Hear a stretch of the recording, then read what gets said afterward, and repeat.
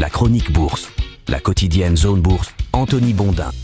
Bonjour tout le monde et bienvenue dans ce point de marché Zone Bourse. Nous sommes le mardi 28 mai 2024 et il est titré ce matin, l'inflation revient doucement dans le jeu. Les financiers anglo-saxons sortent d'un week-end de 3 jours et ça devrait permettre de réveiller des places boursières qui ont été peu actives hier. Peu actives mais haussières quand même, ce qui a ramené d'ailleurs les indices du vieux continent à portée de fusil de leur record en attendant les grandes manœuvres sur les taux que la BCE devrait lancer pas plus tard que la semaine prochaine. On en a déjà parlé hier, les marchés boursiers étaient orphelins de Wall Street, en pause pour un jour férié. Ça ne les a pas empêchés de se remettre dans le sens de la marche à l'image du CAC 40 ou du DAX qui sont accrédités de gains proches de 0,5%. La journée, je vous le rappelle, était aussi fériée au Royaume-Uni et ça explique la faiblesse de la couverture des marchés actions par les agences de presse anglo-saxonnes et aussi le faible nombre de commentaires de professionnels de la finance qui ont circulé. On peut dire que les choses sérieuses vont reprendre aujourd'hui avec une actualité macro qui est assez dense en attendant les deux événements majeurs de la semaine. Je veux parler de l'inflation en zone euro en mai. On aura d'ailleurs en pré-indicateur l'estimation allemande de l'inflation qui sera disponible dès demain et on aura aussi l'inflation PCE d'avril aux États-Unis pour laquelle il faudra attendre vendredi. Mais avant de prendre la température de la séance, je vais devoir faire un point de règlement pour expliquer le gros sujet du jour sans trop vous saouler quand même avec des considérations techniques. Donc Wall Street va passer des transactions en T+2 à des transactions en T+1. Dit comme ça a l'air aussi passionnant que de regarder de l'herbe pousser. Pourtant, c'est un changement important qui a forcé les institutions financières à consacrer des moyens additionnels en investissement et en personnel pour s'assurer que le changement aura lieu en douceur. Donc normalement, tout devrait bien se passer. Mais de quoi parle-t-on au juste ? Eh bien, à compter d'aujourd'hui aux États-Unis, les transactions sur certains actifs financiers comme les actions et les ETF devront être traitées en un jour ouvré. C'est ce qu'on appelle en T+1. Jusque-là, ces transactions étaient réalisées en 2 jours ouvrés, donc en T+2.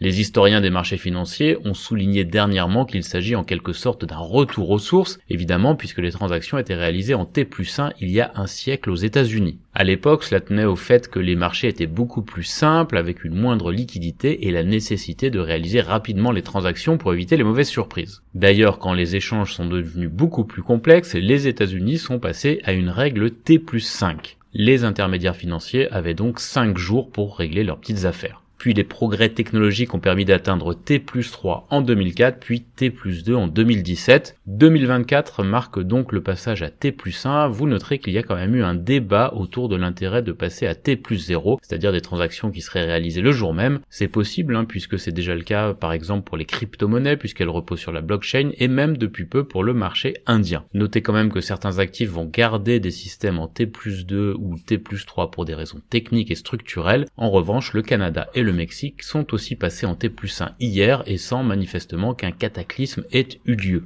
Le raccourcissement du délai entre la validation de l'ordre et son règlement est censé renforcer la fluidité du marché et réduire les excès, en particulier la vente à découvert abusive, la manipulation de cours ou l'exploitation des failles. Quelques craintes ont quand même surgi dernièrement, en mode bug de l'an 2000. Si tu es jeune et que ton cerveau ne peut probablement pas concevoir ça, eh bien je t'ai mis dans la chronique écrite un lien pour expliquer ce que c'était que le bug de l'an 2000. Parmi les craintes donc, les investisseurs internationaux pourront-ils se procurer suffisamment de dollars à temps ? Comment vont interagir les systèmes qui cohabitent avec des échéances différentes ? Quelles maladies vont choper les athlètes qui se baigneront dans la Seine pour les JO ? Et comment gérer les erreurs dans un laps de temps plus court ? Le patron de la SIFMA, l'organisme professionnel qui chapeaute les intermédiaires financiers américains, s'est dit confiant parce que les entreprises du secteur, je cite, veillent à ce que leurs employés ne soient pas à la plage pendant la période de transition, mais au bureau. Donc si vous croisez un trader à la plage aujourd'hui, morigénez-le ou noyez-le, il n'a rien à faire ici. Voilà donc ce passage de T+2 à T+1 aux États-Unis a lieu aujourd'hui. Je souligne quand même que l'Europe est toujours en T+2 mais devrait passer en T+1 d'ici 2026 quand les textes seront prêts. Dans la chronique écrite, je vous ai mis un autre lien sur un bon résumé de la situation qui est proposé par Paola De Antoni qui est directrice des affaires publiques de Société Générale Securities Services en Italie. Je referme cette longue explication sur le passage du T+2 en T+1. Parmi les autres événements notables du jour, on va retrouver 2 statistiques américaines qui permettront de relancer la petite machine à spéculer sur les taux de la Fed après le long week-end, en l'occurrence les prix immobiliers et la confiance des consommateurs du Conference Board. Loretta Mester et Michelle Bowman, 2 banquières centrales américaines affiliées à la frange conservatrice de la banque, n'ont pas dérogé à leurs habitudes en soumettant ce matin quelques contre-arguments à la détente ambiante. Elles devraient être probablement également imitée côté BCE par la très orthodoxe Isabelle Schnabel un peu plus tard. Elle viendra ajouter à la joyeuse cacophonie qui règne sur la trajectoire de la politique monétaire européenne. En effet, l'économiste en chef de l'institution Philip Lane a expliqué hier qu'il voit une baisse de taux la semaine prochaine, mais que l'institution devrait conserver un biais restrictif, alors que de son côté, le libéral François Villeroy de Gallo n'a pas écarté 2 baisses de taux consécutives en juin puis en juillet. Si on mélange tout ça, on devrait quand même parvenir à une réduction des taux la semaine prochaine, ce qui pourrait aider les actions de la zone euro à retrouver de l'allant. Les cours du pétrole pour leur part se sont tendus avec le regain de tension au Proche-Orient après la mort d'un garde-frontière égyptien lors d'un affrontement avec les troupes israéliennes et évidemment l'attaque aérienne israélienne qui a tué au moins 40 Palestiniens dimanche.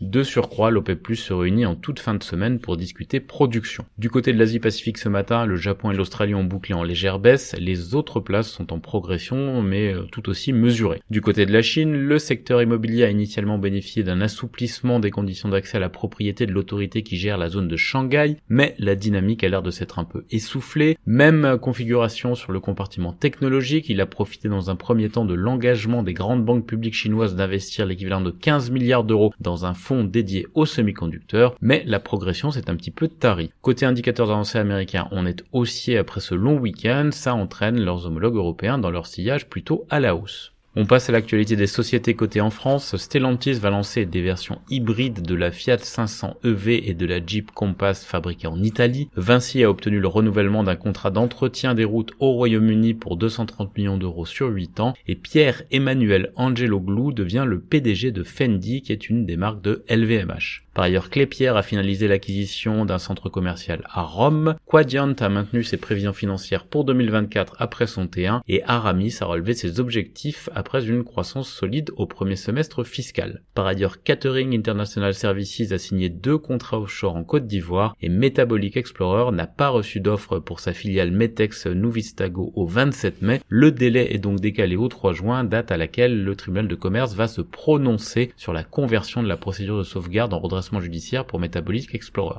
Ailleurs dans le monde, en Europe d'abord, Intesa lance un programme de rachat d'actions de 1,7 milliard d'euros. ABN AMRO va racheter la banque allemande Hauck Aufhäuser Lampe pour 672 millions d'euros. Trinité et Tobago a reçu 6 offres de BP, de Shell et DOG pour 4 blocs d'exploration pétrolière et gazière en eau peu profonde. Nokia aurait conclu un accord pour fournir des équipements RAN 5G au principal opérateur de téléphonie mobile au Portugal. Et Technoprobe rachète la division DIS de Teradyne qui prend 10% de la société Transalpine. Par ailleurs, EFG a enregistré de fortes entrées de fonds en début d'année, Feintool réorganise ses activités de découpage en Europe et Nexi a racheté 17 millions d'euros de ses propres actions. Côté Amérique, peu d'actu à cause du jour férié, Meta ajoute des fonctions de sécurité à CrowdTangle pour répondre aux préoccupations de l'UE. On a Bank of Nova Scotia et Eiko du côté de l'agenda des publications du jour. Côté Asie-Pacifique, Toyota, Subaru et Mazda s'engagent à développer conjointement de nouveaux moteurs adaptés à l'électrification. Adani prévoit de son côté de se lancer dans le commerce électronique et les paiements en Inde selon le Financial Times. Voilà, c'est terminé pour ce point de marché du jour. Je vous souhaite à toutes et à tous une excellente journée.